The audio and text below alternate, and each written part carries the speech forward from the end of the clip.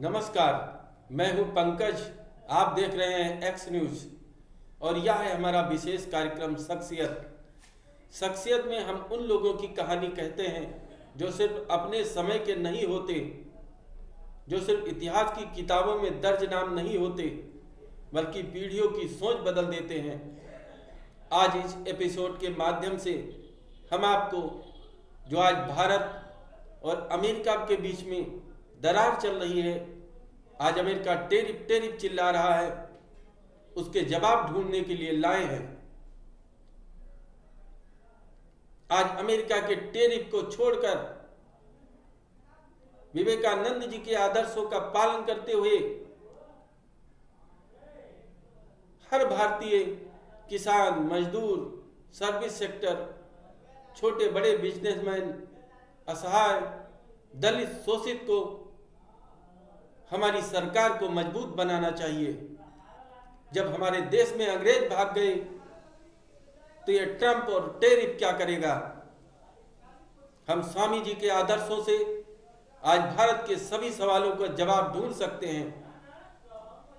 आज हम बात कर रहे हैं 19वीं शताब्दी के महानायक स्वामी विवेकानंद जी की, एक ऐसे सन्यासी की जिसके पास न सत्ता थी न सेना था, लेकिन जिसके विचारों ने गुलाम भारत को सीधा खड़ा होना सिखाया। यह कहानी शुरू होती है 19वीं सदी के भारत से। भारत अंग्रेजी हुकूमत के नीचे दबा हुआ था। हर अंधविश्वास और हीन भावना, डर समाज की नसों में भरी हुई थी। उसी समय 12 जनवरी 1863 को कोलकाता में नरेंद्र नाथ दत्त का जन्म हुआ। पिता विश्वनाथ दत्त कानून जानते थे, तर्क में विश्वास रखते थे, आधुनिक सोच के आदमी थे। माता भुवनेश्वरी देवी धार्मिक, धैर्यवान और गहरे संस्कारों वाली महिला थी। नरेंद्र बचपन से ही आम बच्चों जैसे नहीं थे। एक किस्सा मिलता है, नरेंद्र और उनके दोस्त घर के आंगन में ध्यान का खेल खेलते थे। सब बच्चे पलती मारकर बैठ जाते, आंख बंद करते और कहते, हम साधु हैं। एक दिन गर्म दोपहर में आंगन के कोने में एक काला कोबरा सरकता हुआ आ गया। जिसने देखा वो डर के मारे चीख पड़ा। बच्चे जान बचाकर भाग गए, लेकिन नरेंद्र वहीं बैठे रहे, ना हिले, ना डोले, ना डरे। कोबरा पास आया, फन फैलाया, कुछ पल रुका और जैसे देख रहा हो, फिर चुपचाप दूसरी तरफ चला गया। जब सब लौटे तो नरेंद्र से पूछा गया, तू भागा क्यों नहीं? नरेंद्र बोले, मुझे पता नहीं चला कि कुछ हुआ है या कोई चमत्कार नहीं था। यह बताता है कि नरेंद्र जब किसी चीज में डूबते थे तो पूरी तरह डूब जाते थे। जैसे जैसे नरेंद्र बड़े हुए, उनकी पढ़ाई बढ़ी, विज्ञान, दर्शन, तर्क, लेकिन सवाल और गहरा होता चला गया। ईश्वर है या नहीं, और अगर है तो क्या किसी ने उसे सच में जाना है? वह हर साधु, हर विद्वान से सीधा सवाल पूछते, क्या आपने ईश्वर को देखा है? ज्यादातर जवाब घुमावदार होते। नरेंद्र संतुष्ट नहीं होते। इसी तलाश में नरेंद्र पहुंचे दक्षिणेश्वर। वहां एक व्यक्ति था जो न शास्त्र समझता था, न भाषण देता था। उसका नाम था रामकृष्ण परमहंस। रामकृष्ण ईश्वर पर बहस नहीं करते थे। वह ईश्वर के बारे में बात नहीं करते थे, वह उसमें जीते थे। नरेंद्र ने उनसे भी यही सवाल पूछा, क्या आपने ईश्वर को देखा है? रामकृष्ण ने बिना रुके कहा, हाँ, जितनी साफ तरह से मैं तुम्हें देख रहा हूं, उससे भी ज्यादा साफ तरीके से मैंने ईश्वर को देखा है। यह जवाब नरेंद्र को हिला गया, क्योंकि यह दर्शन नहीं था, यह पूरा भरोसा था।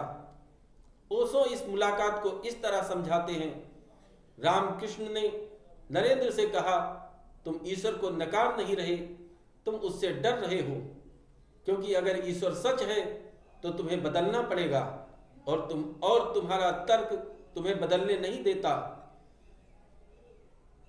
रामकृष्ण ने नरेंद्र को कोई चमत्कार नहीं दिखाया, उन्होंने बस उनके भीतर की दीवार हिलानी शुरू की। नरेंद्र कई दिनों तक दक्षिणोत्तर जाते रहे, बहस करते, तर्क देते, फिर लौट आते, लेकिन धीरे धीरे उनका अहम टूटने लगा। या कोई एक पल की घटना नहीं थी, या अंदर चलने वाला द्वंद्व था, लंबा संघर्ष था।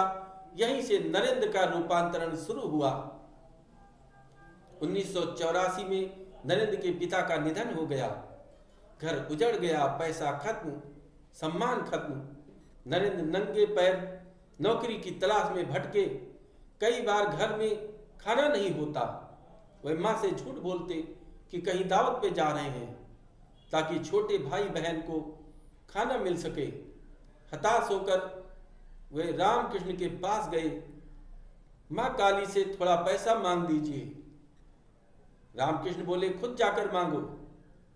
नरेंद्र गए, लेकिन मूर्ति के सामने वह धन मांग नहीं पाए। उन्होंने मांगा विवेक, वैराग्य और शक्ति। रामकृष्ण मुस्कुराए, तेरे घर में कभी कमी नहीं होगी। रामकृष्ण के जाने के बाद नरेंद्र बने स्वामी विवेकानंद। वे भारत को जानने निकले पड़े। वाराणसी में एक दिन बंदरों के झुंड ने उन्हें घेर लिया। वे डरकर भागे, बंदर उग्र हो गए। तभी एक बूढ़े साधु ने कहा, भाग मत, डर का सामना कर। विवेकानंद रुके, बंदर पीछे हट गए। यही उनका जीवन मंत्र बना, डर से भागो मत, सामना करो। राजस्थान के अलवर के राजा ने मूर्ति पूजा का मजाक उड़ाया। विवेकानंद ने राजा की तस्वीर की ओर इशारा किया और कहा, इस पर थूकिए। राजा सन्न रह गया। तब विवेकानंद ने समझाया, मूर्ति पत्थर नहीं, भाव का प्रतीक है। एक और घटना आती है। भीषण गर्मी में एक मोची ने उन्हें पानी और रोटी दी। लोगों ने टोका, यह नीच जात का है। विवेकानंद बोले, अगर गरीब के हाथ का खाना धर्म बिगाड़ देता है तो ऐसा धर्म नहीं चाहिए, ऐसा धर्म बेकार है। 1892 में वह कन्याकुमारी पहुंचे। पैसे नहीं थे, नाव नहीं मिली, वह समुद्र में कूद पड़े और तैरकर चट्टान तक पहुंचे। 3 दिन 3 रात वहां बैठे रहे, ईश्वर के लिए नहीं, भारत के लिए। उन्होंने कहा, भूखे आदमी को धर्म मत सिखाओ, पहले रोटी दो। यही उन्होंने तय किया, पश्चिम जाना है। 1983 में शिकागो के मंच से उन्होंने कहा, अमेरिका के भाइयों और बहनों, पूरा हाल तालियों से गूंज उठा। उन्होंने बताया, सभी धर्म एक ही सत्य की ओर जाते हैं। कुएं के मेढक की कहानी सुनाकर धार्मिक संकीर्णता पर चोट की। विज्ञान, धर्म, भविष्य। उन्होंने कहा, विज्ञान बाहर की खोज है, धर्म भीतर की। निकोला टेस्ला से संवाद किया, ज्योतिष पर साफ कहा, सितारे तुम्हें नहीं चलाते, तुम अपना भाग्य खुद बनाते हो। 1987 में रामकृष्ण मिशन बना, सेवा को धर्म बना दिया। प्लेग के समय वो खुद सड़कों पर उतरे, वेदांत किताब से निकलकर जीवन में उतरा। 4 जुलाई 1902 39 साल की उम्र में स्वामी विवेकानंद जी महासमाधि में लीन हो गए, लेकिन उनका संदेश आज भी जिंदा है।